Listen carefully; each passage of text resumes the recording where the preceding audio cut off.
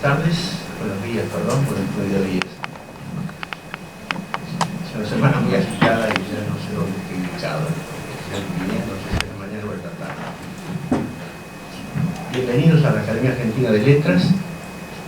Bienvenidos a este acto que hemos pensado en dos partes. No se asusten, va a ser lo suficientemente breve todo como para que digamos lo que tenemos que decir y no nos cansemos en exceso y seamos justos. La primera parte va a estar dedicada esencialmente a la entrega de los ejemplares que recogen los relatos premiados en el concurso Galicia entre nosotros, que fue convocado el año pasado, y una segunda parte breve dedicada a recordar la figura de Manuel Vázquez.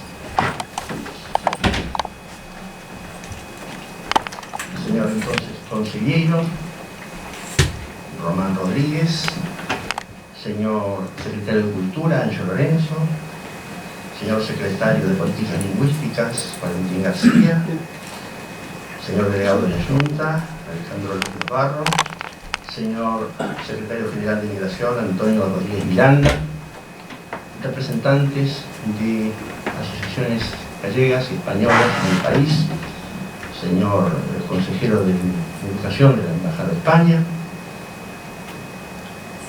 estudiantes premiados, señor presidente del Centro Calvarino, señor presidente de la Asociación Galicia,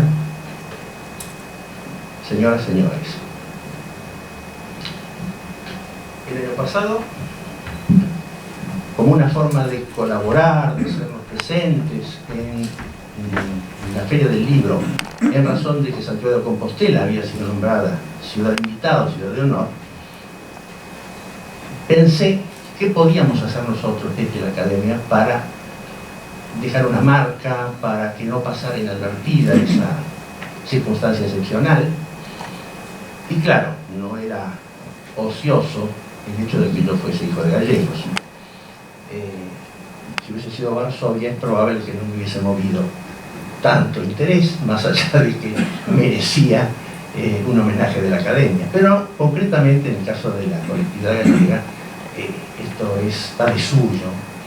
La presencia en Argentina y en Buenos Aires es una marca argentina más, y una de las más importantes. Estábamos en Rosario, estábamos caminando con mi señora y se me ocurrió eso. Tal si nosotros proponemos que se haga un concurso para estudiantes. Llamamos por teléfono, pensando que, bueno, lo más probable es que nos atiendan o que haya... Bueno, hablé con Ancho Lorenzo directamente. En ese momento dijo a mí, la idea, la música me suena bien, esas fueron sus palabras, de todo que es probable que esto pueda llevarse adelante, déjame pensarlo un poco. Bueno, lo pensamos poco, lo lanzamos, era fin de año, tuvimos muy poco tiempo para hacer la difusión, ya eran vacaciones, de modo que tuvo un alcance relativo, esa es la verdad, un alcance relativo en cuanto a la posibilidad de llegar a todo el país. Pero la idea fue y se hizo en el nivel nacional.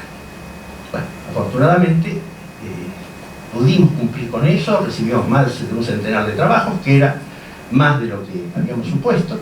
Recorrimos muchas escuelas, mi esposa y yo, hablamos con directivos, mandamos todas las gacetillas posibles, parte en vacaciones.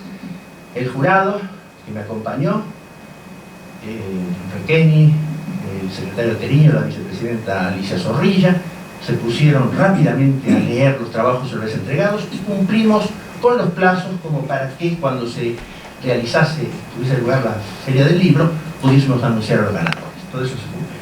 De modo que este primer paso, digo el primero y explicaré luego por qué lo llamo el primer paso, se cumplió superando en realidad las expectativas que yo en ese momento tenía. Logramos, por otro lado, que la Junta aceptase hacerse cargo de los premios. Nosotros corríamos con la responsabilidad de editar el libro, que recogiera los trabajos, lo hicimos. primer premio era un viaje a Santiago de Compostela, ganado por Natalia Philip, y el segundo, el primer premio de la categoría secundarios, lo obtuvo Goldsicher, con una suma de dinero que también proveyó la Junta.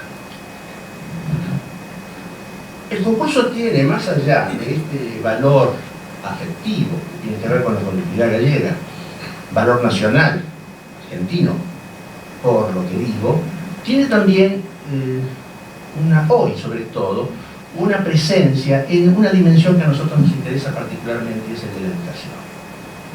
Es probable, o casi seguro, que la Academia Argentina de Letras pase a depender ahora del Ministerio de Educación y no de Ciencia y Tecnología, como lo es en la actualidad. En razón de las circunstancias que todos los argentinos conocemos en cuanto al fenómeno educativo, dificultades y demás, nos pareció que incorporar este concurso y darle un sesgo educativo era particularmente importante. Por eso nos dedicamos a promover un concurso en el nivel educativo universitario y terciario universitario y secundario por otro lado.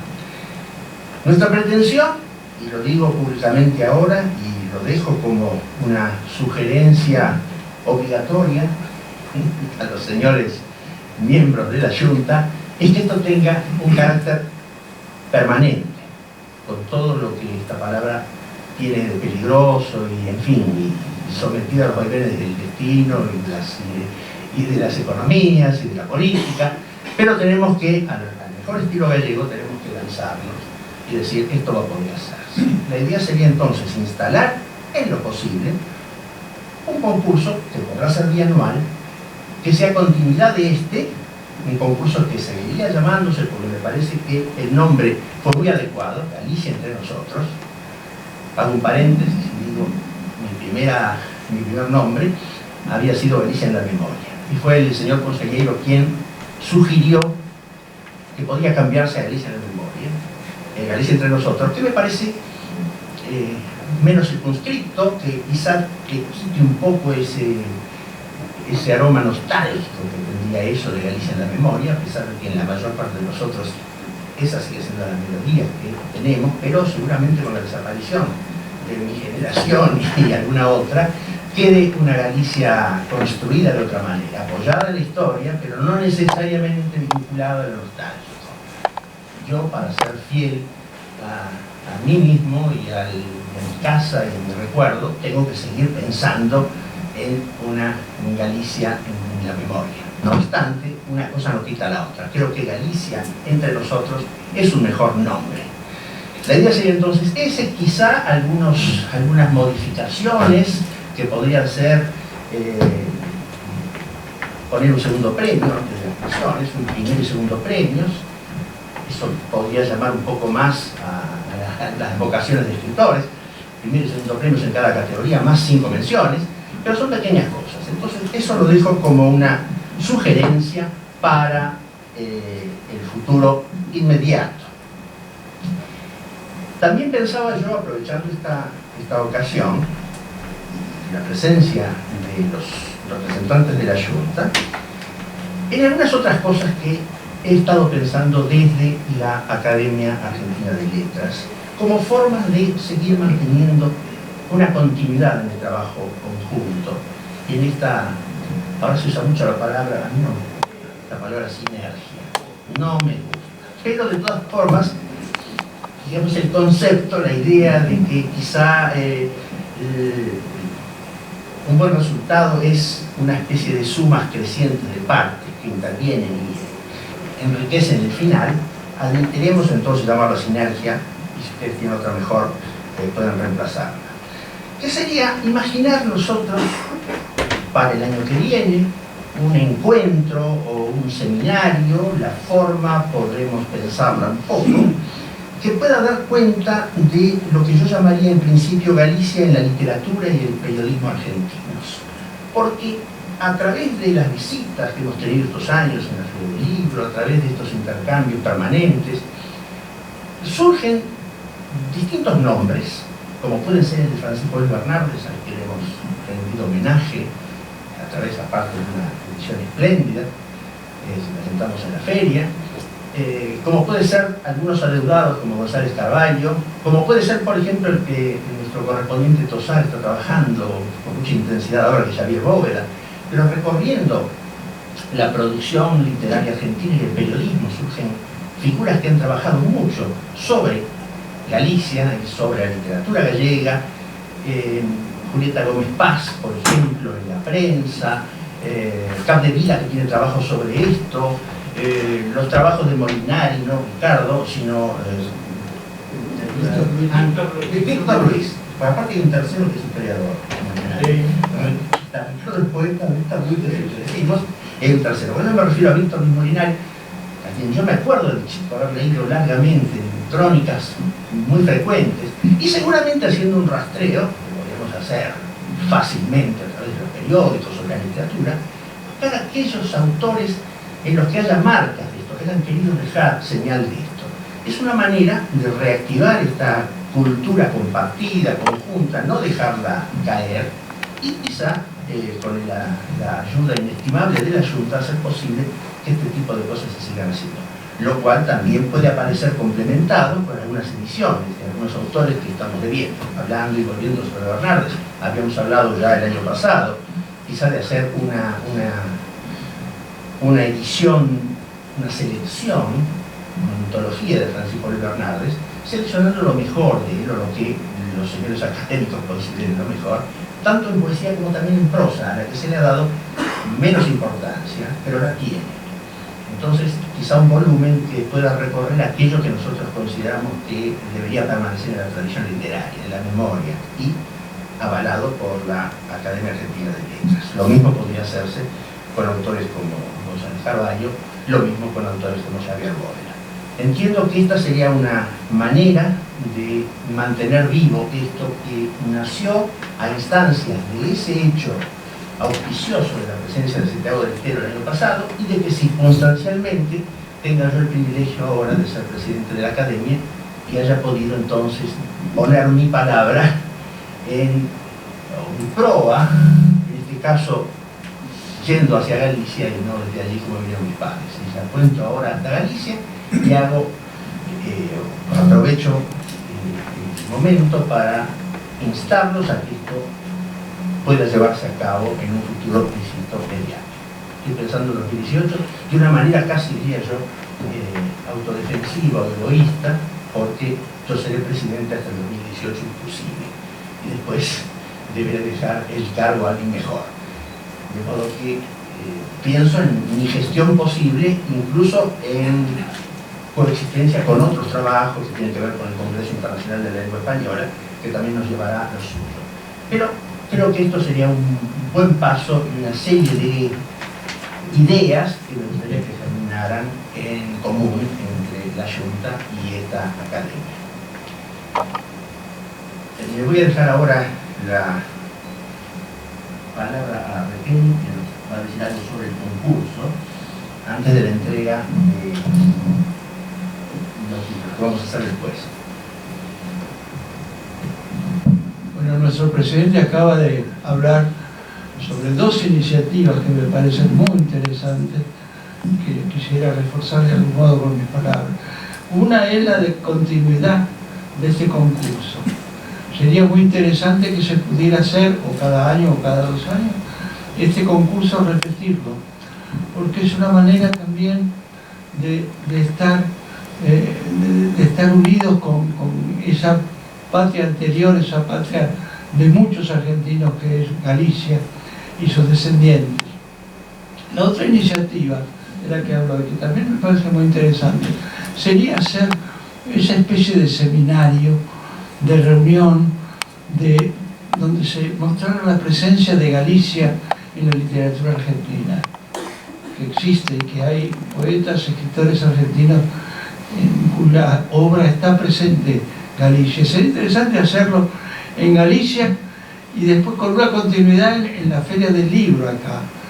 Esto, bueno, yo lo dejo también, lo ha dicho ya nuestro presidente, y yo insisto en eso como una iniciativa que podrían tomar los organizadores, tanto allá como acá.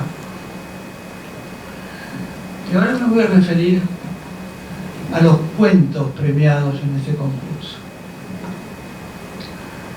Borges, siempre citable, decía que los argentinos somos los verdaderos europeos. Un español, antes que europeo, es español. Un italiano es italiano antes que europeo, y lo mismo ocurre con un francés, un inglés, un alemán. Nosotros, si excluimos el escaso porcentaje de lo que llamamos pueblos originarios, descendemos de los que descendieron de los barcos. Entre estos mayoritariamente españoles e italianos, pero también de otras regiones europeas. Somos el producto de un crisol de nacionalidades procedentes de la vieja Europa. Somos, pues, como decía Borges, los verdaderos europeos, sin renunciar por ello, claro está, a nuestra peculiar identidad argentina. Identidad que tiene mucha relación con la inmigración española e italiana que acabo de mencionar, lo que habría que agregar que del componente inmigratorio español debemos a Galicia la mayor afluencia. Hubo un momento en que vivían en Buenos Aires más gallegos que en cualquier ciudad de Galicia. Recuerdo que en 1968, invitado por el Centro Gallego de Buenos Aires para participar en las Jornadas Patrióticas Gallegas del mes de julio, vino al país el doctor Domingo García Sabel, médico, escritor y en aquel momento presidente de la Real Academia Gallega. Durante una entrevista para el diario La Prensa, trazó un paralelo entre saudade y morriña, dos sentimientos de raíz gallega, y vinculó la saudade con un aspecto de la psicología porteña. En el hombre de Buenos Aires, comentó, hay un fondo de melancolía que es común a los gallegos. Recordó la definición del tango de Enrique Santos Discépolo, un pensamiento triste que se baila, y dijo que ese pensamiento podría servir de marco a una manera de reaccionar ante la vida. Creo que los gallegos, concluyó, sintonizamos bien con la criatura de Buenos Aires, y me parece que a los porteños les pasa lo mismo. Yo estoy a gusto en otros lugares, pero es aquí donde me siento identificado con mayor plenitud. Estas son palabras de García Sabel. El libro que ahora estamos presentando es una corroboración de las palabras del escritor gallego. Los cuentos que lo integran han sido escritos por estudiantes argentinos, descendientes de primera, segunda o tercera generación de gallegos. Y en todos ellos se siente esa identificación con sus antepasados, como si la sangre que corre por sus venas no hubiera olvidado su origen ancestral. Imposible obviar el elogio de la iniciativa de la Junta de Galicia y la Academia Argentina de Letras al convocar al concurso del que surgieron las voces de estas muchachas y muchachos argentinos con vocación de cuentistas. No solo los universitarios, sino los alumnos de colegios secundarios han escrito piezas de insolayable calidad literaria, con riqueza de vocabulario, sugestivas imágenes, contenidos nostálgicos como el de Natalia Filip, dramáticos y tensos como el de Lisandro Penelas, dolorosos como el de Sofía Tiviroli entre los universitarios, aunque sería injusto no mencionar también a Maricela Amblar, Rodrigo Moral y Silvana Nancy Muiño, todos ellos dueños de un eficaz lenguaje narrativo y una solidez de estilo que realmente impresiona cuando se piensa que en su mayoría apenas trasponen la veintena de edad. Prácticamente lo mismo podríamos decir de los estudiantes del ciclo secundario. María Inés Gorsitcher, Elena Jara Alasraqui, Joaquín Batenic Rey, Maribel Gándara, Sabrina Rabaglia y una Lucía Romero Perciabatti Franco, la más joven, a la que auguramos un auspicioso porvenir literario, sin que existan entre ellos desniveles entre unos y otros, ¿no? Escritores precoces, sí, en cierto modo, teniendo en cuenta su edad, pero aparentemente experimentados o al menos iniciados, la mayoría de ellos, en el oficio de las letras.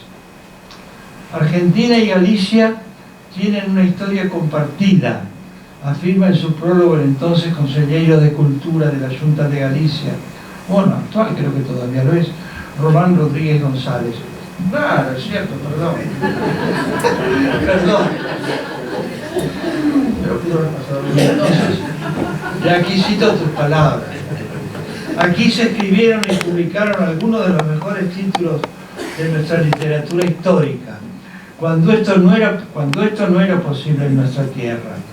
Pero la cultura gallega desarrollada en la Argentina y la implicación social y cultural de nuestros paisanos aquí forma parte del humus creativo de este formidable país que siempre nos invita a regresar y compartir cultura. Los relatos reunidos en este hermoso volumen aseguran la continuidad de esa cultura compartida. No podemos sino felicitar a los jóvenes autores y felicitarnos por la modesta cuota de participación que hemos tenido, yo fui jurado, en esta feliz muestra de sensibilidad y de talento narrativo. Muchas gracias.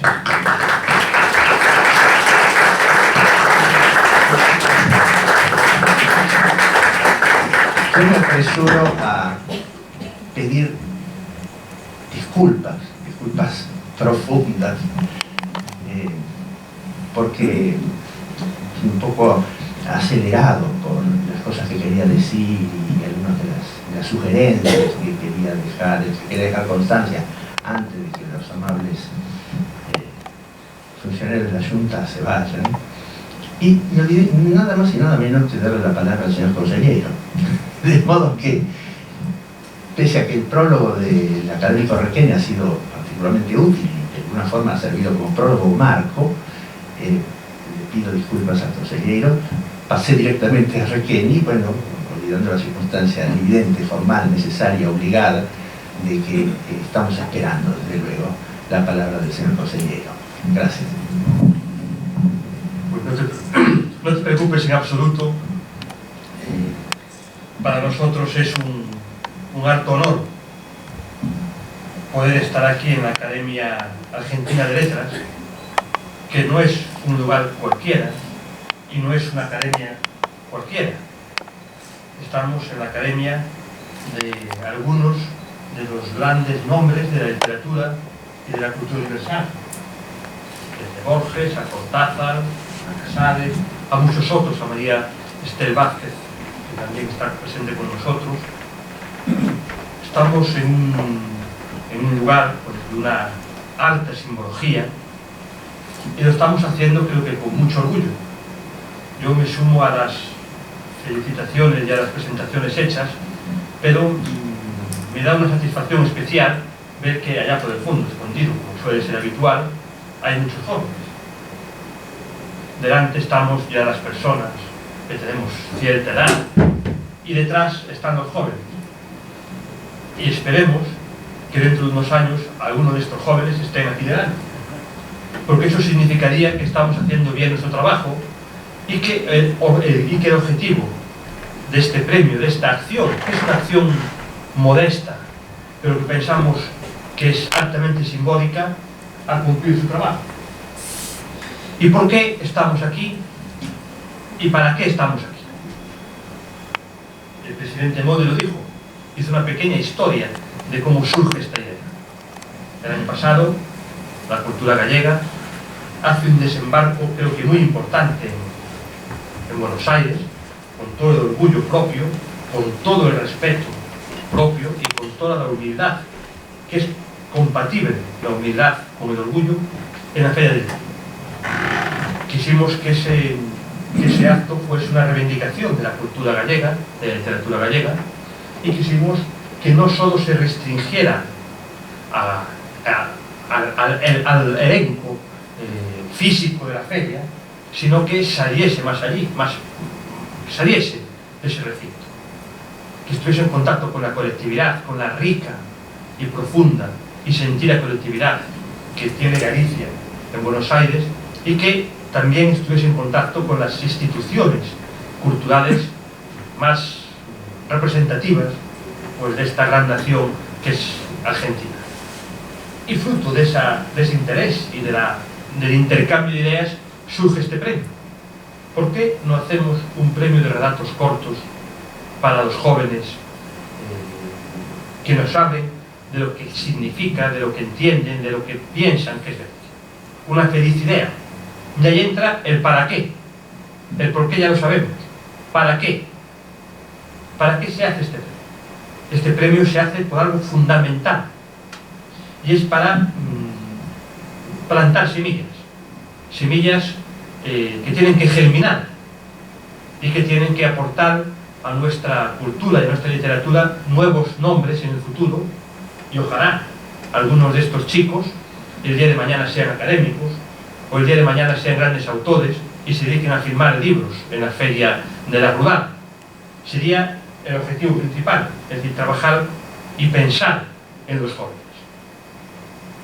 Y al hilo de todo esto, y viendo también la portada muy bien elegida para esta publicación, me viene al recuerdo una anécdota que tiene mucho que ver con el objetivo final de este libro, que es demostrar al mundo la importancia que ha tenido siempre Argentina, Buenos Aires, en la cultura gallega, pero también la importancia que Galicia tiene en la cultura de la República, en la cultura argentina. Y digo esto porque el año pasado, y creo que es una prueba de una integración cultural de primerísimo nivel, Anxo Lorenzo, secretario general de Cultura, y yo visitamos al ministro de la Nación, Pablo Abelluto, perdón, al ministro de la Nación en el ámbito de la cultura de la República Argentina. Estábamos explicando por qué Galicia tenía una presencia en la Feria del Libro tan potente.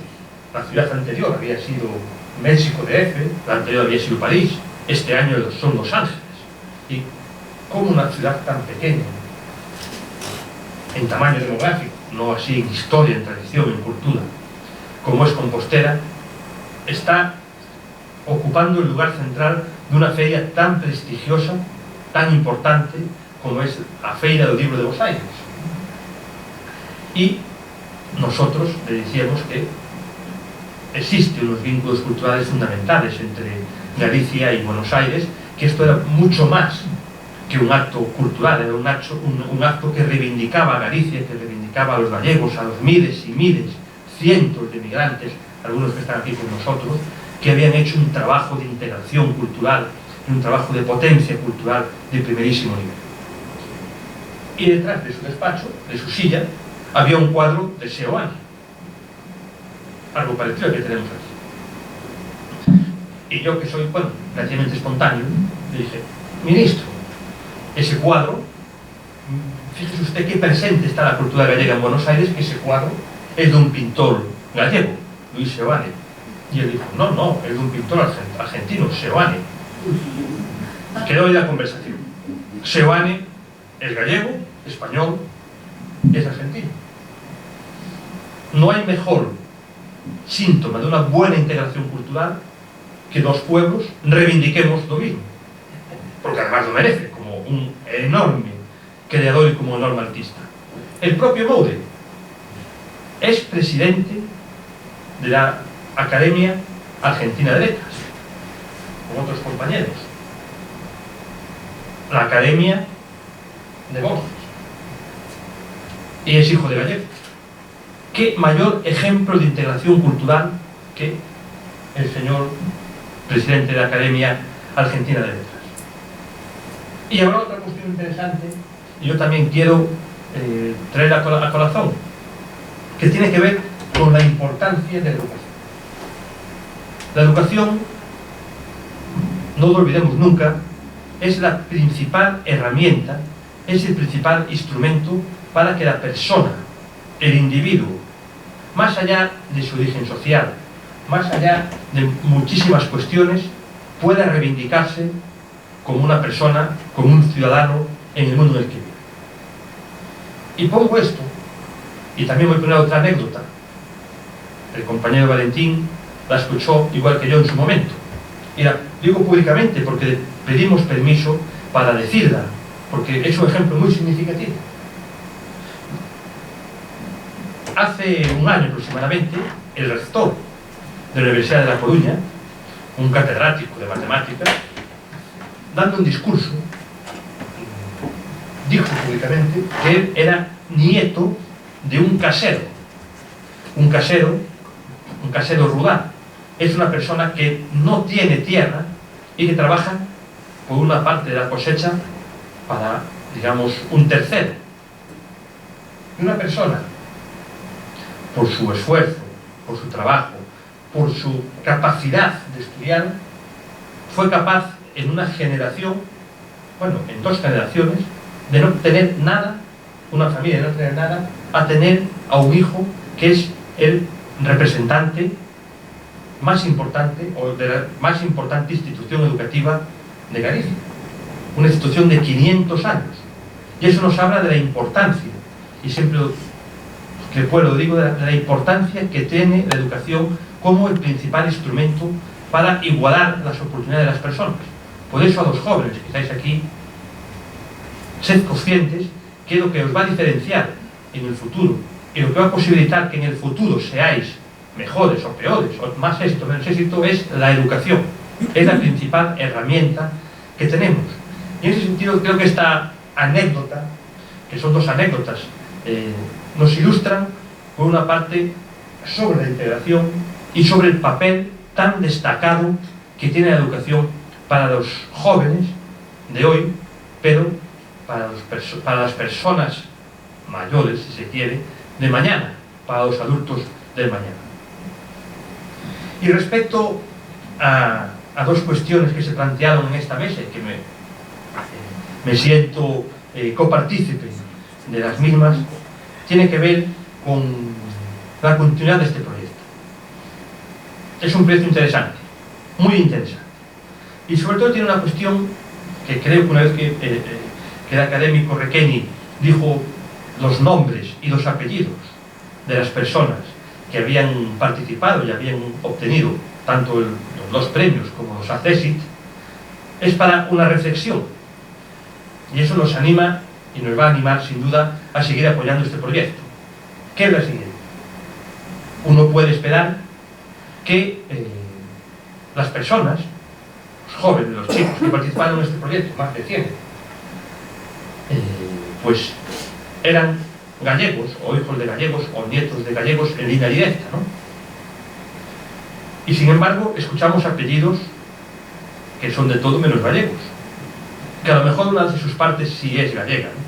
Porque como una vieja película, bueno, no tan vieja, pero una película de cierto éxito en España, de 8 apellidos vascos, no sé si os suena, pues aquí también podríamos hablar de 8 apellidos gallegos o argentinos.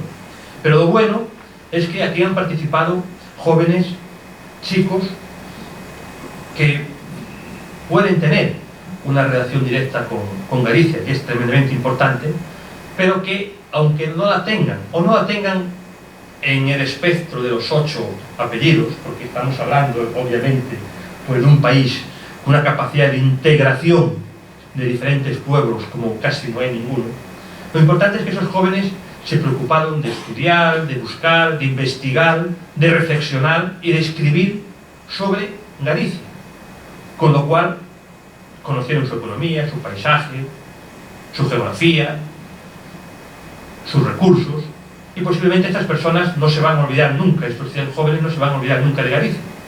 Y el día de mañana pueden ser empresarios, comerciantes, pueden ir de viajes turísticos, es decir, pueden de algún modo ser unos fantásticos embajadores de Galicia.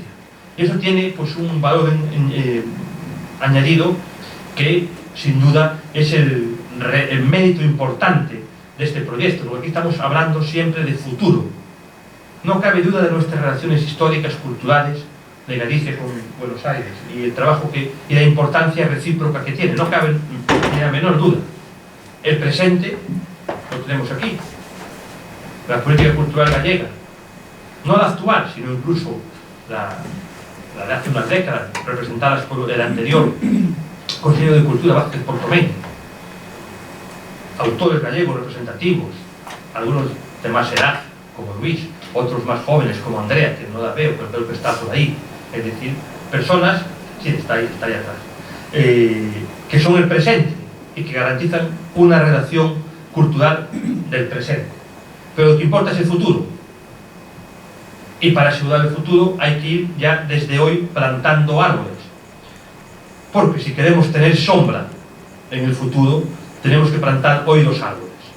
Y este proyecto es una semilla que esperemos que crezca y que nos dé mucha sombra en el futuro y que potencie las relaciones culturales que siempre las llevamos en el corazón, también las sociales, las afectivas y las humanas que tenemos entre Galicia y Buenos Aires.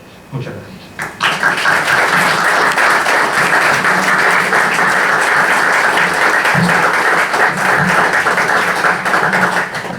Entre los muchos olvidos a que hacía referencia antes, voy a continuar.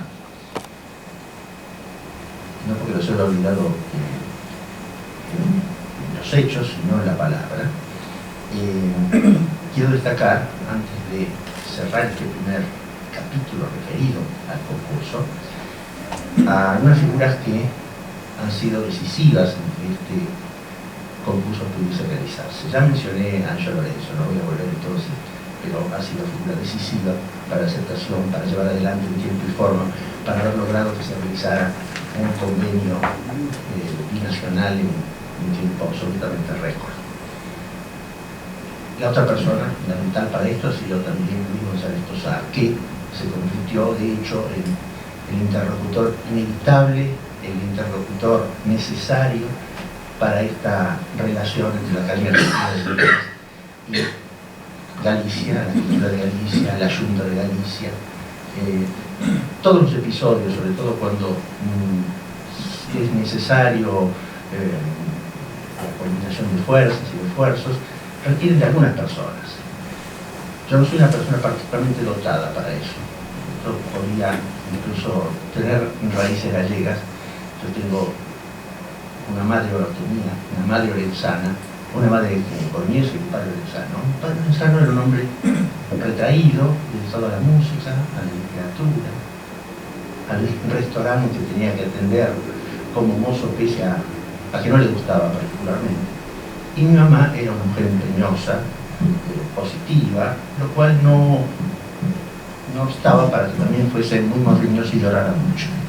Entonces había mucho llanto en ella, una manera normal de descargar, seguramente angustias viejas. Se había quedado huérfana muy chica, había venido a Argentina analfabeta, había hecho sus primeras letras en la Argentina y llegó a escribir algo en la Argentina y mandarle una carta escrita por ella en poco tiempo. Entonces, las dos cosas a veces tironean en mí, aparece una o aparece la otra, o me deprimo y entonces pienso que las cosas son imposibles, o pienso en mi madre y digo, bueno, si ella se tomó un barco siendo analfabeta en España y llegó a esta ciudad increíble y llevó adelante 3 hijos y nos hizo universitarios, porque fue ella la que nos hizo universitarios, estas cosas tienen que poder hacerse. Están planteando acá, no pueden convertirse en un obstáculo que impida su realización. Pero quiero decir que algunas personas aparecen de pronto para que esas cosas se logren, a pesar de los desánimos, a pesar de que a veces uno diga, como un poeta nuestro citaba hace poco a Pascal en un poema, y dice Pascal que buena parte de los problemas del hombre vienen por no quedarse en casa. Ha sido inteligentísimo, pero a veces existe esa tendencia y en mi caso en algunos momentos, bueno, hace más fuerza que otras. Quiero dejar entonces esto y decir la persona a la que estoy refiriéndome es Luis Tosar, nuestro académico correspondiente en España, que sigue siendo figura insustituible para las relaciones de esta academia con Galicia. Él trajo la idea, él la llevó adelante, él bregó, nos visitó, nos llamó por teléfono, nos dio ideas de todo tipo, de modo que mi agradecimiento sincero a Luis. Y otra figura que me toca más de cerca es mi esposa, Alejandra, que pese a no tener, hasta donde sabemos, una gota de sangre gallega, eso no puede asegurarse nunca. Pero, de todas formas, hasta donde sus apellidos lo indican, hay sangre italiana, hay sangre vasca, también características de este país, pero nada. No obstante, me ha acompañado en todo momento, las vacaciones, me dio su tiempo, las llamadas telefónicas, las visitas a los colegios, la reproducción de todas estas formas de convocatoria que, ya digo, la tuvimos en verano, quitando, en mi caso yo estaba, bueno, jugado por todas las razones que he tratado de explicar acá, en el caso de ella no. Y sin embargo, sigue haciéndolo, de modo que dejo constancia pública de que ha sido, en este caso, una figura también indiscutible, por lo menos para mí, en esta gestión. Y una mención especialísima para la gente del Colegio Santiago Apóstol, que alguna vez me convocaron para visitar. Me refiero, bueno, en el caso al subdirector Carlos Brandeiro, al director del patronato, al señor Manuel Preteiro, que también me asombraron mostrando una institución que yo no conocía. Conocer eso fue una forma también de responder a esto primero que yo dije. Mi mamá vino analfabeta y hoy Buenos Aires tiene un colegio gallego argentino, Santiago Apóstol, que viene a ser la perfecta contracara, en realidad, de esa realidad triste del forzado analfabetismo. Antes de entregar los libros, y esto parece a veces un programa de televisión en los cuales pasan publicidad, que tal vez uno siga en la pantalla, pero quiero ordenarlo y para que nos ciñamos por ello y aprovechar la presencia de ustedes aquí, hacer una breve recordación de María Esther Vázquez. Cuando acompañamos los restos de María Esther Vázquez, fallecida el 25 de marzo pasado, a Chacarita, Recoleta fue,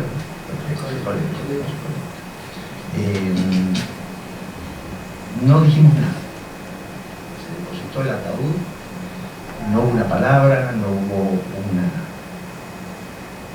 palabra de sus allegados, digamos, de gente que la conoció mejor.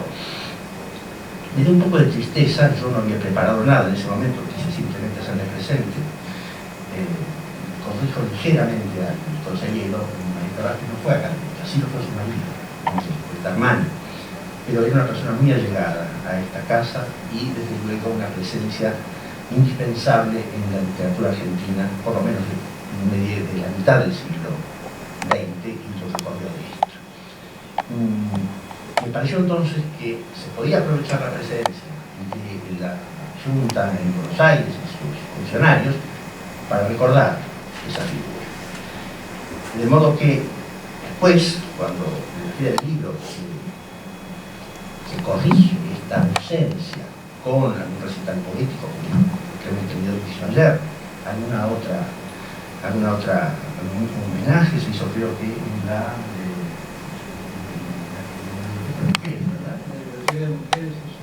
también se hizo un homenaje. Ya quizá era un poco el nuestro sobreabundante, sobre todo teniendo en cuenta que yo ni siquiera podría decir que fui amigo de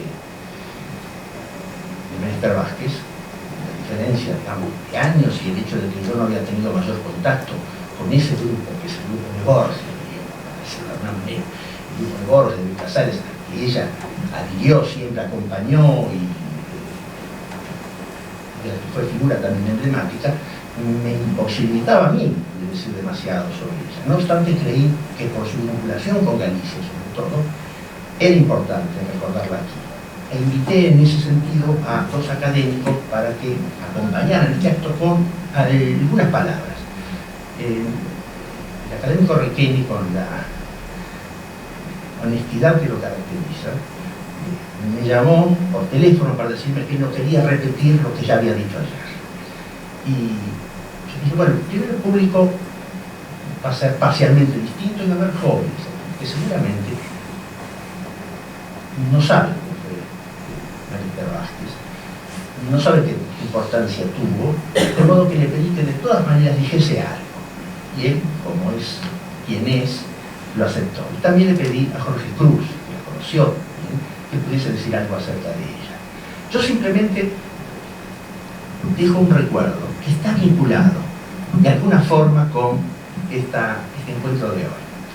Cuando yo cruzaba el Colegio Nacional de Buenos Aires, y pensando que eso tiene que haber sido en 1966, 1965, 1966, me levantaba por las mañanas y tenía que ir a ese colegio. Quienes están acá, por lo menos 2, 3, saben que es muy exigente, y lo era entonces, acaso más todavía. Uno se levantaba a la mañana y sabía que tenía una manera riesgosa. El profesor podía preguntar, interrogar sobre esto, sobre aquello. Uno tenía tantas materias que a lo mejor preparaba 2 y una la dejaba en el bolillero a ver si hoy no se le ocurre a este individuo, a esta señora o señorita, preguntar, interrogar. Entonces, todos los días esa angustia de la mañana la llevaba conmigo.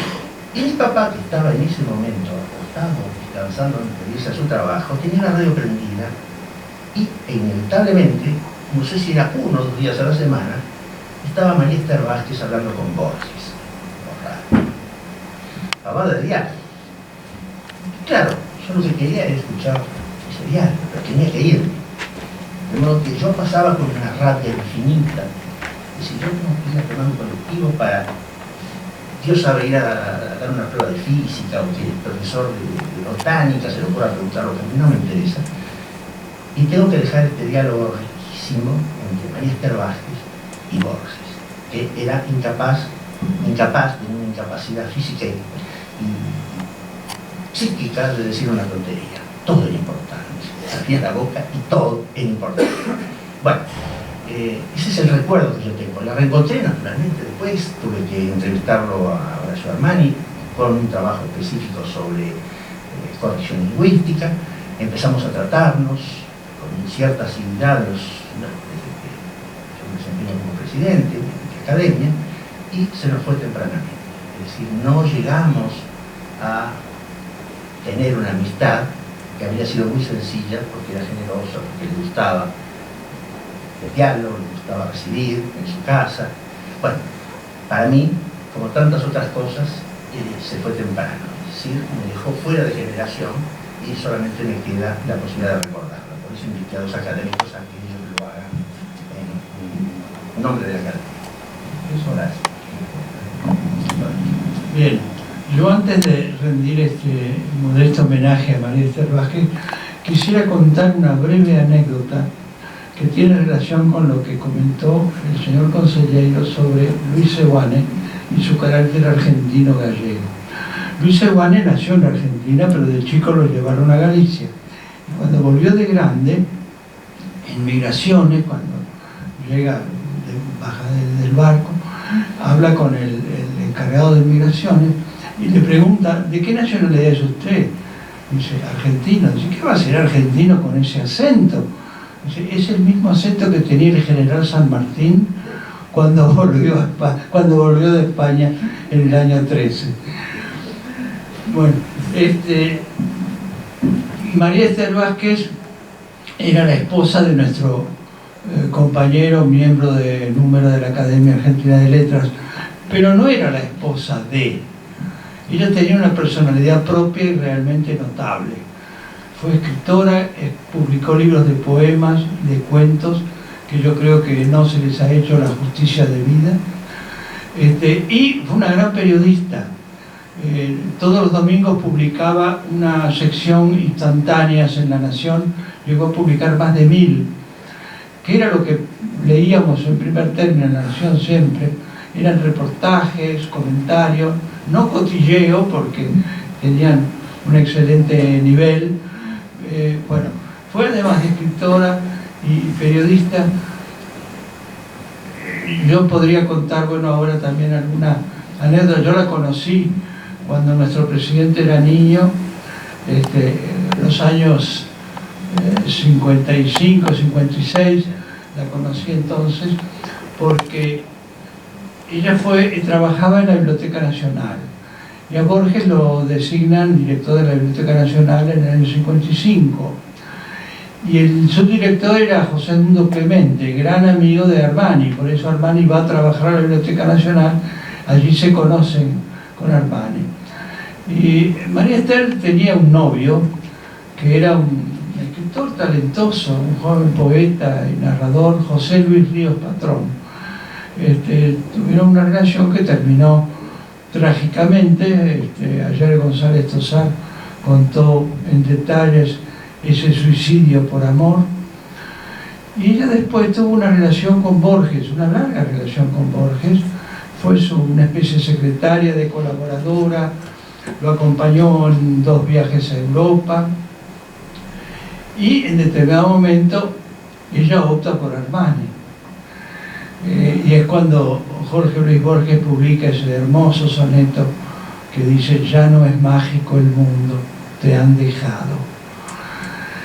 Ella ahí se casa con Armani, ahí se fortaleció más nuestra amistad. Yo la conocí de cuando estaba en la biblioteca, pero ya cuando estuvieron en distintos departamentos en Buenos Aires, los visitaba junto con mi esposa, íbamos a tomar el té. Ella tenía muchos amigos con los que tomaba el té. Uno de ellos era el cardenal Jorge Bergoglio, que iba a su casa a tomar el té, a la casa de los Armani. Bueno, además María Esther era una mujer muy generosa, y yo puedo atestiguarlo. En el año 93 se hizo en Ourense,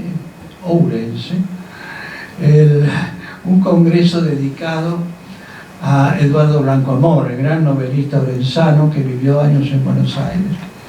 Y ella fue invitada a hablar en ese congreso, y como yo había sido el único sobreviviente seguramente que había conocido a Blanco Amor, que no lo traté mucho pero lo conocí, entonces ella sugirió a los organizadores del congreso que me invitaran a mí también para que yo hablara de Blanco Amor. Y yo hablé, hice una ponencia, me invitaron, y hice una ponencia sobre el Buenos Aires de Blanco Amor. Y fue la primera vez que estuve en Galicia. Llegué a Galicia y con Horacio y con María Esther recorrimos varias ciudades. Bueno, estuvimos en La Coruña, en Betanzos, en Celanova, la patria de Vicente Risco y Celso Ferreiro, en distintos lugares de Galicia, y estuvimos por supuesto en Santiago de Compostela. Y yo quiero terminar recordando una noche que fuimos juntos a la Plaza del Obradoiro, María Esther, Horacio y yo. Había llovido, cosa frecuente allí, pero la noche estaba despejada y había salido una gran luna. Las lajas negras de la Plaza del Obradoiro, mojadas, eran plateadas, estaban plateadas por la luna. Y yo recuerdo ese momento en que los tres miramos sobre esa base plateada la magnificencia de la catedral, ese monumento extraordinario que se elevaba, esa piedra que volaba. Nos quedamos mudos, no supimos qué decir, los tres nos miramos, y ese fue un momento mágico, poético, que yo recordaré siempre, y que se lo debo a María Esther Vázquez. Bueno, muchas gracias.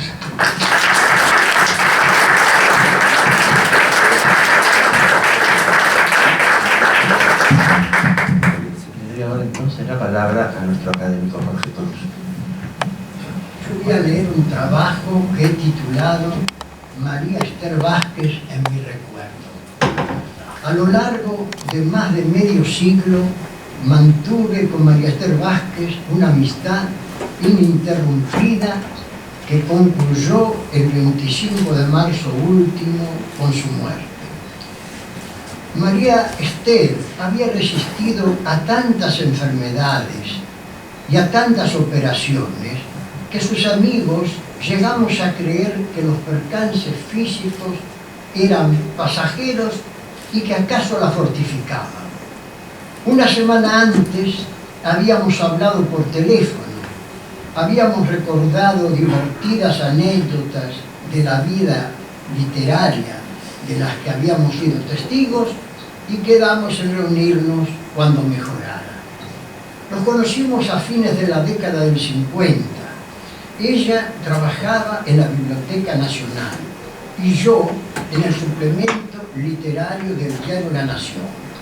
En la biblioteca conoció a Borges, se convirtió en su auxiliar y en su lazarillo, y en tal carácter lo acompañaba a la calle San Martín al 300, la antigua sede del periódico, lindante con la casa del fundador, Bartolomé Mitre, desde hacía tiempo museo y depositaria de la riquísima biblioteca y el archivo del prócer. Borges llevaba un poema, un cuento o un ensayo. Cada colaboración obligaba a 2 visitas, la entrega de la primicia en la primera y la revisión de la prueba de página en la segunda. En la época de los linotipos y la consiguiente impresión sobre el plomo, la revisión de esos trozos de papel impreso constituía una especie de ceremonia a la que ningún escritor renunciaba. Recuerdo una tarde del verano de 1958, Borges llevó Límites, uno de sus poemas memorables. La poeta Margarita Bella Caprile, a cargo entonces de las páginas literarias, se lo leyó al visitante, quien de memoria murmuraba cada verso concentradamente. Para quienes escuchábamos fue aquella una hora exquisita, una epifanía.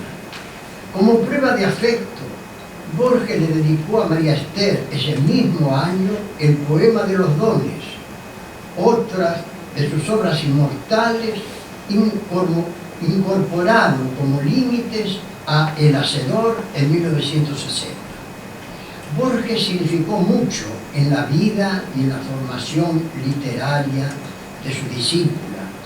Enriqueció sus conocimientos, le permitió entrar en su taller de sabio escritor y le abrió las puertas a la vida literaria de la época, donde descollaban todavía los artífices y los seguidores de la revista Sur y los colaboradores de las páginas literarias de los diarios La Nación y La Prensa. La joven escritora tuvo acceso fácil a personalidades de prestigio como Victoria Ocampo, su hermana Silvina, Eduardo Mallea, Manuel Mujica Lainez, Adolfo Casares, José Bianco, Silvina Bullrich y tantos más. Inteligente y sagaz en alto grado, María Esther supo aprovechar las lecciones de ese mundo tan especial. Cooperó con Borges en 2 libros, Introducción a la literatura inglesa y Literaturas germánicas medievales, y más tarde le dedicó 3 libros amenos y polémicos: Borges, Imágenes, Memorias, Diálogos; Borges, Sus días y su tiempo; y Borges, Esplendor y derrota. El autor del Aleph es uno de los personajes que desfilan en Memoria de los días, Mis amigos, los escritores, otro libro de María Esther, y figuró muchas veces en Instantáneas, la sección de entrevistas que María Esther, extraordinaria periodista, redactó semanalmente en La Nación por muchos años. Otro hombre gravitó decisivamente en su vida. Fue el poeta Horacio Armani. Iniciaron una relación al poco tiempo interrumpida por un acontecimiento trágico, el suicidio de un joven escritor enamorado de María Esther. Ella, el poeta, y el suicida compartieron una escena digna de las penas del joven Werther, la novela epistolar de Goethe, con cuyo protagonista muchos jóvenes contemporáneos del autor se identificaron. María Esther, con la tenacidad que la caracterizaba, logró esforzadamente sobreponerse y hasta estuvo a punto de dar por terminada la soltería de Borges. Pero triunfó el amor y los novios volvieron a unirse y en 1964 se casaron. El poeta había ingresado en el suplemento literario de La Nación, de modo que mi trato con la pareja se hizo frecuente. A lo largo de un cuarto de siglo compartí con Armani innumerables tardes y además fui un invitado asiduo a su casa. Desde el pequeño departamento de La Boca hasta su triplex de la calle Ugarteche, fui testigo de reuniones muy gratas. Eduardo Mayé, su mujer, la poeta Elena Muñoz Larreta, Manuel Mujica Lainez, Leonidas de Bedia, el poeta venezolano Juan Liscano, el editor italiano Franco Maria Ricci, Javier Fernández, Víctor Masú, fueron algunos de los invitados a esas comidas que María Esther presidía con simpatía y generosidad. También en la gastronomía había hecho notorios progresos desde el soufflé de los comienzos hasta los platos mayores de los tiempos prósperos. María Esther era tan buena ama de casa como organizadora de acontecimientos literarios, tan buena periodista como narradora. En lo relativo a las letras, se mantenía siempre un paso atrás de Armani, a quien admiraba entusiastamente. En los nombres de la muerte, Desde la niebla, La memoria de los días y Crónicas del olvido, reunió sus cuentos, muy bien concebidos y escritos. Un año después de enviudar, en 2013, dio a conocer una serie de poemas publicados con el título de Estrategia de la pena. En los últimos años, no obstante su frágil salud, estuvo al frente de la Fundación Victor Ocampo, autora sobre la que escribió 2 libros. De la Fundación dependía una editorial que lanzó a varios narradores noveles ganadores de los premios anuales que esa institución propiciaba. Jurado permanente de sus concursos, mi trato con ella tuvo un nuevo incentivo. Con Horacio Armani había constituido un matrimonio de casi medio siglo. Fue para el poeta, propenso a la melancolía, un sostén y un estímulo constantes. Vivieron en armonía gracias sobre todo a la predisposición optimista de María Esther. No había obstáculos para esta mujer ambiciosa y tenaz. Los esposos viajaron con frecuencia, a veces por placer, pero mayormente por invitaciones y compromisos relacionados con la actividad literaria de ambos. Conocieron a eximios escritores como el poeta italiano Eugenio Montale, de quien Armani fue el traductor ideal. Creo que ataron un vínculo que se podría decir perfecto. No tuvieron hijos, así que se consagraron el uno al otro. Eran admirables la devoción que dispensaba a su madre y el tiempo y los cuidados dedicados a su salud, sobre todo cuando la señora no pudo valerse por sí misma. La situación fue otra prueba del tesón y la capacidad de trabajo de María Esther. De ella y de su abuela había heredado la devoción a Galicia, que la llevó a frecuentar en viajes y en lecturas la tierra de las lluvias súbitas y los pastos lustrosos, de las mansiones de piedra y los cruceros solitarios de los caminos. El premio Rosalía de Castro fue para ella el mayor reconocimiento de ese afecto entrañable. Nos unió la afición a la ópera. María Esther y Horacio gozaban sobre todo con las óperas de Mozart. Armani tocaba el piano y uno de sus caballitos de batalla era el lento tiempo inicial de la sonata Clave de Luna de Beethoven. A María Esther le gustaban los gatos y las flores. Los balcones de la calle Ugarteche exhibían una selecta provisión de especies florales que ella cuidaba y mostraba con orgullo.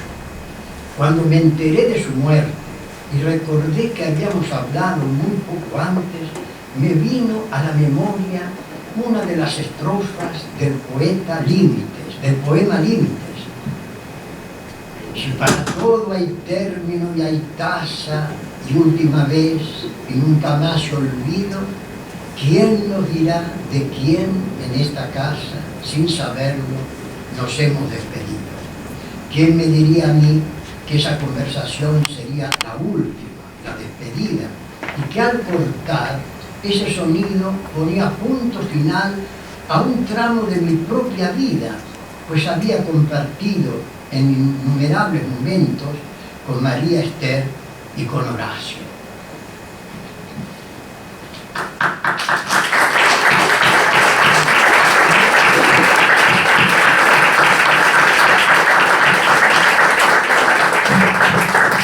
Creo que no había sido posible hacer nada mejor, dado el tiempo que contábamos y bueno, la necesidad de tratar específicamente el tema del concurso que había dado origen a esta sesión. Me alegra que Cruz haya recordado que nada menos que el poema Los Dones le fue dedicado a María Esther Vázquez en el 58. La desaparición de esa dedicatoria en las ediciones del Hacedor posteriores es un tema extraliterario. Ahora antes de entregar los libros, le voy a pedir a los primeros premios, a los que les sugerí que hicieran la lectura de su cuento, que se acerquen. En principio le voy a pedir entonces a Natalia Filip que se avenga a leernos el cuento que recibió el primer premio de estudiantes universitarios.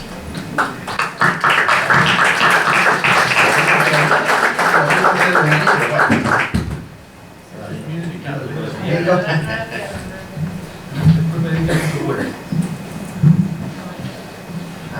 llama As. Fíjate por favor que es importante que todos podamos oírlo. El secretario de roble de mis abuelos guarda las historias familiares inscritas en las cartas, las fotografías y las tarjetas postales que desbordan sus 4 cajones. Los tamaños de las fotos y sus formatos son variados.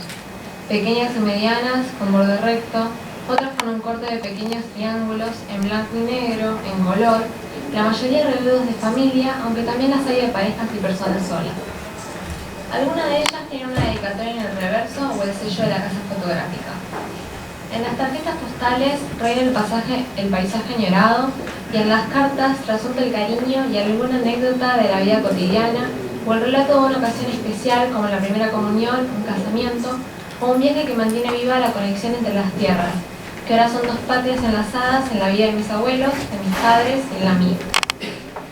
El retrato de mi abuela en una foto del año 62 o 63 la muestra con un vestido claro, muy ajustado en la cintura, mínima, en medio de un parque que luego alguien me dice que era el Lucense de Olivos, hoy Centro Galicia. En ella veo una sonrisa que reconozco. En otra, mi bisabuelo Emilio toca la gaita en un patio de Boedo, mientras mi bisabuela Irene baila la muñeira con el tío Moncho, al que solo conozco por esta huella fotográfica. En ese patio mi abuelo está de pantalones cortos y tiene una mirada pícara, la misma que conserva en la foto con todo su traje de mozo, acodado en la barra del restaurante El Tropezón. El secretario tiene una tapa superior que se despliega por el escritorio. A la vista están varios mazos de naipes, cubiletes con dados y a los lados 2 cajones pequeños. No evito la tentación y abro el de la izquierda. Miro los pasaportes de cuando vinieron los años 50, escapando de una Galicia dañada por las luchas de la guerra civil y las consecuencias de la posguerra.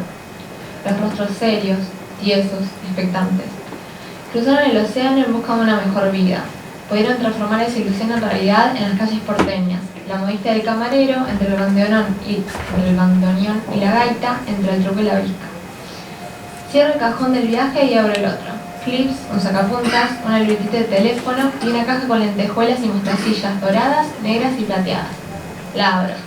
Las lentejuelas quedan pegadas en mis dedos, como la voluntad y el cariño de mi abuela que cosió con destreza los trajes de danza de mi mamá y luego los míos para las celebraciones del Primera Avenida. Reconozco las doradas. Son iguales a mi traje de pana verde con delantal negro bordado con esas lentejuelas y un moño de cintas tan largas como mi pelo de niña. Mi abuela María estaba siempre conmigo entre bambalinas, vistiendo mis 4 años de gallega y salía de escena a bailar la muñeira. Me ayudaba con los calzones, la enagua, la blusa, la falda, el delantal, el dengue y finalmente me peinaba. Con mis amigas jugábamos, cantábamos y nos mirábamos en el espejo mientras nos sacaban fotografías. Quizás las encuentren mis hijas o hijos, o tal vez incluso mis nietos, y busquen su historia en esa doble vida que está a un lado y otro del Atlántico como hoy lo hago yo. María me daba un beso, me decía que estaba hecha toda una galleguita. Sabía que mis papás iban a grabar la actuación y que en el momento de la entrada de escena nunca estaba segura de recordar todos los pasos. Mi abuela me miraba con ternura y mi tío, que tocaba la gaita, me guiñaba un ojo. La profe de danza estaba cerca para ir marcando y el miedo se me iba yendo a tiempo que los brazos y los pies se elevaban al compás. Aplausos. La felicidad de mis abuelos, que veían con orgullo que su nieta conservaba las danzas de la tierra médica, esa que hechiza y nos olvida. La mejor parte de la noche era volver todos juntos, mucho después de la hora en la que tenía permitido irme a dormir, y cenar la sopa de la abuela. Esa sopa mágica que, como toda la comida de María, era tan abundante y llena de amor que solo mi papá, que la adoraba, podía comerla por entero. Sin embargo, las noches de la avenida eran las únicas en las que, quizás por los nervios ya distendidos, tal vez por las largas horas sin comer, podía terminarme con mis 4 años mi plato completo con porotos extra, como mi abuela sabía que a mí me gustaba. Enredada en el recuerdo se me caen algunas lentejuelas. Las recojo y guardo en el cajón.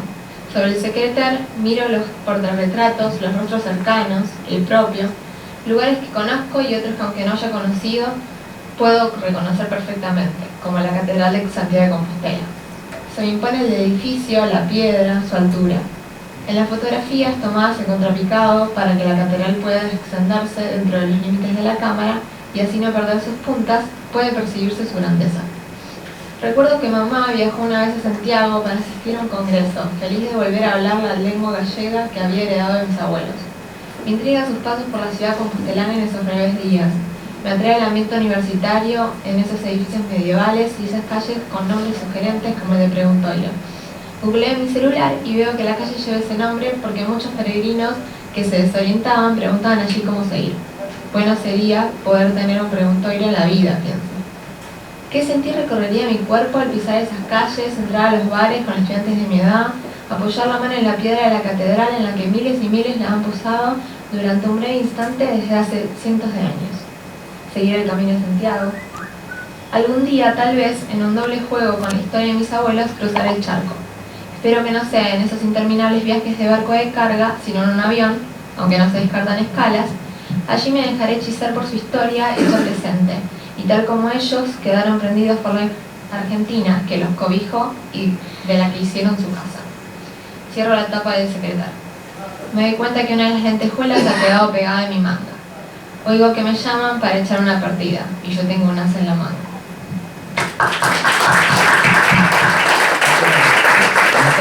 Natalia.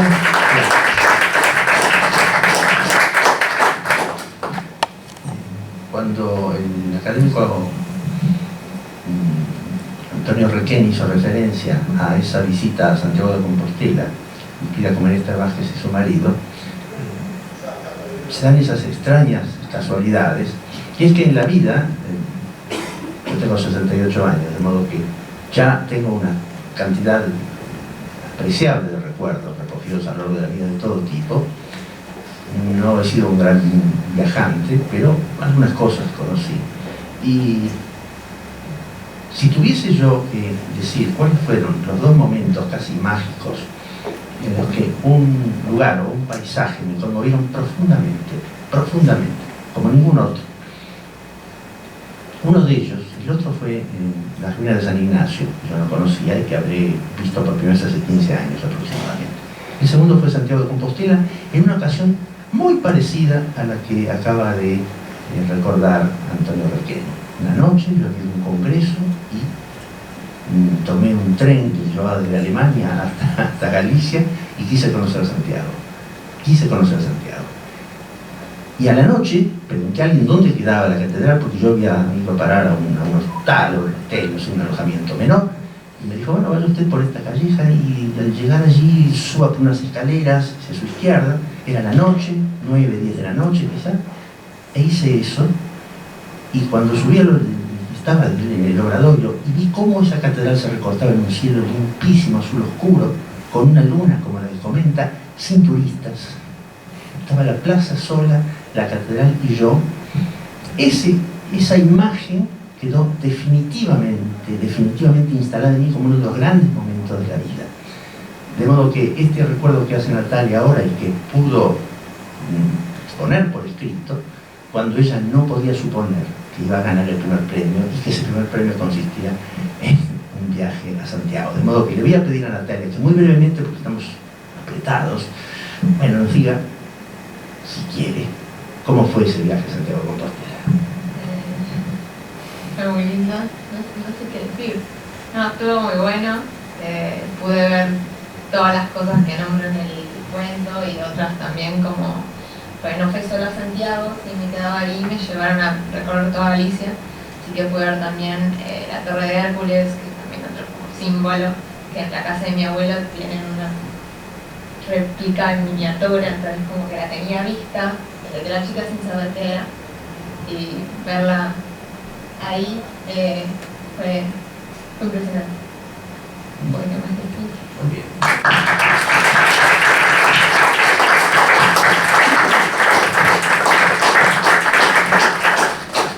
Ahora invito a nuestra ganadora del primer premio para secundarios.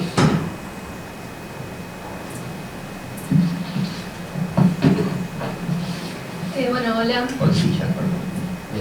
Antes quiero recordar que uno de los ganadores que tuvo mención, que fue Rodrigo Moral, fue persona decisiva para la impresión de este volumen, porque tenía contacto con editores, él es editor, nos ayudó muchísimo para el diseño de este libro, y lamentablemente hoy no está presente porque se opera su padre esta precisa mañana, nos avisó la semana pasada, de modo que dejo constancia de ello, dejo constancia pública del agradecimiento de la Academia para con su trabajo y justifico su ausencia forzada de hoy. Bolsilla, por favor. Bueno, antes de empezar a leer quería hacer una pequeña aclaración. El cuento está estructurado en 3 partes y cada una de esas partes se inicia con un fragmento de una carta, o sea que hay 2 narradores. En el texto escrito esto se ve porque lo que dice el primer narrador está escrito en bastardilla, pero para que se entienda oralmente voy a ir avisando cuando cambie el narrador. Carta desde América. Primera parte, narrador 1. Amor mío, garabateo estas líneas con la ilusión de poder decirte cuánto te extraño. Es como si hubiesen pasado siglos desde aquella tarde de 1914 en que desembarqué en Buenos Aires, persiguiendo ese horizonte de promesas sobre el que tanto oímos hablar. A menudo quisiera poder volver a nuestra patria, oler la tierra húmeda de nuestro pueblo, sentarme a escuchar las anécdotas del viejo Neira en la plaza de la iglesia, sentir, como sin duda tú lo sientes ahora, que esa tierra me acoge. Narrador 2. Levanto la mirada. El tinte ocre del anochecer basta para deslumbrarme. La ventana, suspendida en la penumbra uniforme de mi pieza, reluce como una tela abstracta. La plaza del Congreso hierve de actividad. Distingo los juegos de luces, el movimiento, pero en silencio, como si alguien hubiera puesto el mute, me digo, y la idea me sobresalta. El resplandor del cielo nublado tiene algo de infernal en este mundo de sombras aleatorias, de vapores de café y de radio mal sintonizada. Suena un aria de alguna ópera cuando retomo la lectura de la carta. De chica solía fantasear con las historias de mi abuela María. Me transportaban a su Galicia natal, desde donde su padre había venido a la Argentina, su esposa y sus hijos lo seguirían más tarde, en busca de un futuro que entonces parecía escapársele. Me gustaba aferrarme a ese retrato idealizado del terruño, a la evocación nostálgica de bosques druídicos y de costumbres ancestrales, a esa lengua que he llegado a dominar. Sospecho que al principio se trató de una atracción estética más que una cuestión de identidad personal. Pero ahora, convertida de pronto en heredera única de los recuerdos que papá atesoraba en casa, me descubro explorando durante horas los contenidos de esos cajones, sepultada entre viejos álbumes familiares y objetos de toda clase. La carta no tiene sobre, tampoco indica lugar ni fecha, cruje bajo mis dedos mientras la leo. No puedo evitar imaginarme a mi bisabuelo en su primer año en Buenos Aires, escribiéndole a su esposa que todo anda bien, que sigue ahorrando, que los extraña a todos, que pronto se volverán a encontrar.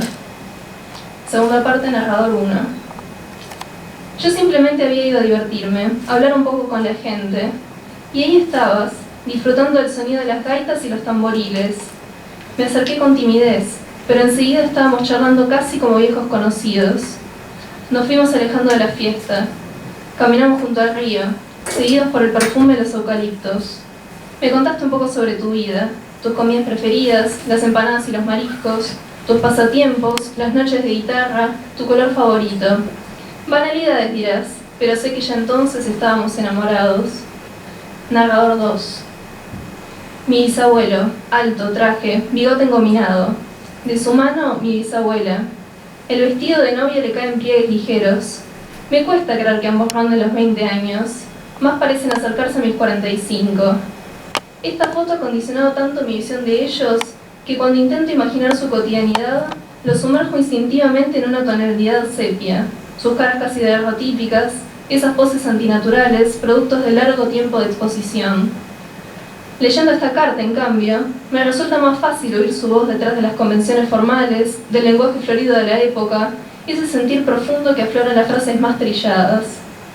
De mi abuelo y sus dos hermanos, Antonio y Manuel, quedaron muchas más fotos y es lógico. María durmiendo en su cunita, María jugando en el jardín de San Telmo, María el primer día de escuela, María bailando a la muñeira. La escena es campestre, es una fiesta de la comunidad. Avanzo unas líneas más de la carta, la caligrafía dificulta mi lectura, cuando el tititi del reloj anuncia mi cena con Clarisa. Íntimos en el colegio, después ella siguió abogacía, yo Bellas Artes. Hoy hace 4 años que no nos vemos. La recibo en el living, su sonrisa es la de siempre. Nos ponemos al día, el trabajo, los proyectos, el alquiler. La situación del país, la crisis, es el fondo tácito que lo recorre todo. Como al pasar, me cuenta su intención de radicarse en Europa. Noto su ojeada en mi galería de recuerdos, así la bautizo en el momento. Le muestro algunos objetos, no quiero aburrirla. Me reservo la carta, cuyas hojas quedan plegadas sobre el sillón hasta que vuelvo a tomarla, de nuevo en la soledad de este 7º piso. Tercera parte, narrador 1. Manuel ha cumplido 30. Es dueño del mejor almacén del barrio. Antonio pasa su tiempo entre el taller de carpintería y el taxímetro. Siento orgullo al ver cómo cuidan y acompañan a la escuela a nuestros nietitos, quienes algún día se recibirán en la universidad. Hoy vinieron a ayudar con los preparativos del casamiento de María, quien pasa sus últimas horas en esta casa que parece ensancharse más y más. Es una impresión que vanamente intento reprimir, entre tantas alegrías. 2 años después de tu partida, tu ausencia me resulta aún más dolorosa si eso fuera posible, que el día en que te fuiste, convencida de que nuestra tierra te llamaba de nuevo. Pero aunque esta carta nunca llegue a tus manos, tal vez poco importe si puedes verme allí donde estás, estoy segura de que después de tanto sacrificio has encontrado el descanso que merecías. Narrador 2. Amanece temprano a esta altura del año. En la maraña de cables de alta tensión, las palomas ululan como gárgolas. Doy sorbos al jugo de naranja, hace demasiado calor para té, mientras miro la postal que Clarisa mandó desde Roma. Noticias en la radio, con interferencias de música pop. De afuera llegan ruidos distantes, aunque las calles se ven desiertas. Un fugaz déjà vu me lleva casi 2 años atrás, a los festejos por el comienzo de este nuevo milenio. Hago una muy cantelironía. Durante estos meses me dediqué a ordenar mi galería, rastreando las piezas faltantes, haciendo conexiones, rectificando. La carta quedó guardada aparte en una carpeta, el fragmento más importante de un relato que fue, de a poco, cobrando forma. A principios del 36, tras décadas de ausencia, mi bisabuelo había vuelto a Vigo para unirse a las milicias republicanas. Quizás sintiera que su misión acá había concluido. Lo fusilaron en agosto, poco después de que Galicia cayera definitivamente en manos franquistas. La visión borrosa de su muerte se confunde en mi cabeza con la imagen de mi bisabuela en Buenos Aires, escribiendo esa larga carta al esposo desaparecido, esa carta que nunca pensó remitir y que permanecería guardada en un rincón de su casa, que sería también la mía, como testimonio de un duelo al que la viuda no quiso o no pudo renunciar. Ruido de bombos, de cornetas, cánticos, voces por altoparlante, cada vez más cerca. No soy quien para juzgar a mi bisabuelo, pero mientras recibo el viento cálido de la ciudad en la cara y el estruendo finalmente me rodea, me viene otra vez a la mente el contenido de la carta, su alusión constante a experiencias compartidas, la profusión de color local, su detalle del día a día, y de pronto se me ocurre que mi bisabuelo no fue, tal vez, su único destinatario.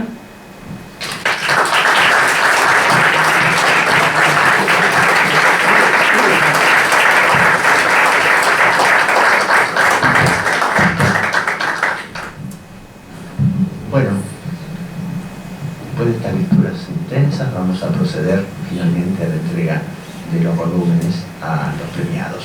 Voy a mencionar a los primeros premios en primer lugar y después los iré llamando de acuerdo a una lista que confeccionamos con este fin. Natalia Feliz.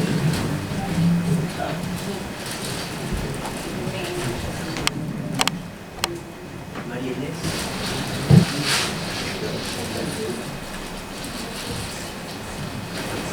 Marcela Amblar.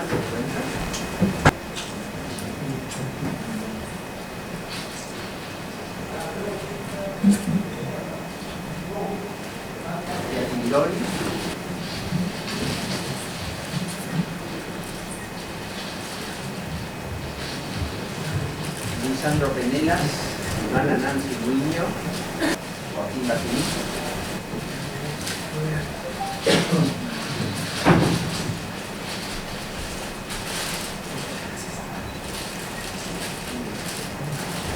Maribel Gándara.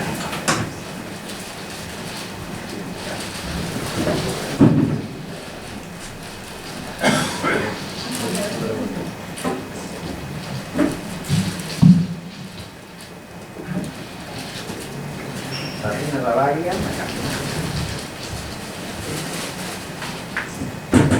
Ana Alasraqui.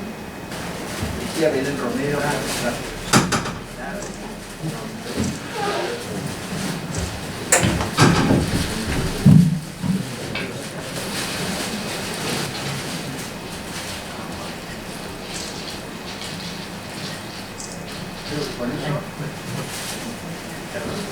Perdón, me pide nuestra fotógrafa que los premiados se acerquen. Vamos a tomar una foto de conjunto. Son tan amables. Y todos están invitados a compartir una bebida de honor.